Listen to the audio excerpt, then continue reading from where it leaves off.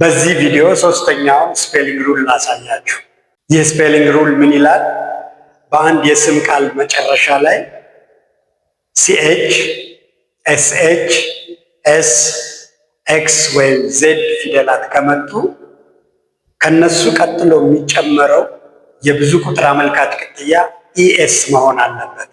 ኤስ ብቻዋን ሳይሆን ኤስ ከኢ ጋር ትመጣለች ማለት ነው። ስለዚህ እስኪ ይህን ህግ በምሳሌ እናየው። የመጀመሪያው ቸርች የሚለው ቃል የመጨረሻ ፊደላት ሲኤች ናቸው።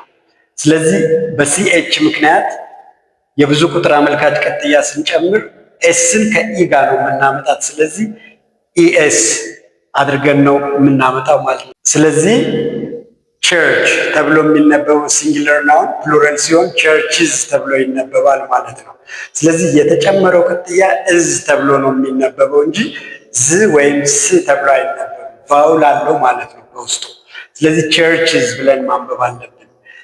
የተለየ ህግ ደግሞ በእንደነዚህ አይነት ቃላት ላይ ሲኤች ተጨምራ ግን ሲኤች እንደ ቺ ሳይሆን እንደ ክ ከተነበበች፣ ለምሳሌ ስቶማክ የሚለው ቃል ፕሉራል ሲሆን ስቶማክስ ነው እንጂ ስቶማክዝ ተብሎ አይነበብም ማለት ነው። ወይም ኢኤስ አይወስድም ማለት ነው።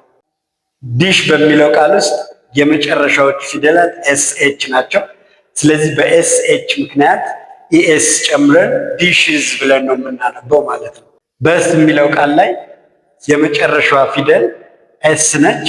በኤስ ምክንያት ኢኤስ እንጨምራለን፣ በስዝ ብለን እናነባለን ማለት ነው። ቀጥሎ ያለው ቃል ባክስ ይላል። በኤክስ ምክንያት ኢኤስ ይጨምራል፣ ባክስዝ ተብሎ ይነበባል። የመጨረሻው ቃል በዝ ይላል። በዚህ ፊደል ምክንያት በዝዝ እንላለን ማለት ነው። ስለዚህ እነዚህ ፕሉራል ናውን ሲነበቡ እዝ ድምፅ ነው የሚወስዱት። ስ ብለን ወይም እስ ብለን ወይም ዝ ብለን አናነባል። ስለዚህ ቸርችዝ፣ ዲሽዝ፣ በስዝ፣ ባክስዝ፣ በዝዝ ብለን ካነበብናቸው ነው ትክክል የሚሆነው ማለት ነው።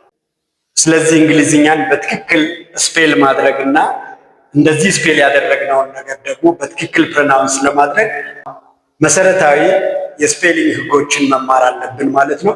እኔ እነዚህን ህጎች በተከታታይ እስከ መጨረሻው ድረስ አስተምራችኋለሁ። እናንተ ግን ይህ ትምህርት እንዳያልፋችሁ ከፈለጋችሁ ቪዲዮውን ላይክ ማድረግ፣ ለሌሎች ሸር ማድረግ እና አካውንቱን ደግሞ ፋሎ ማድረግ አትርሱ።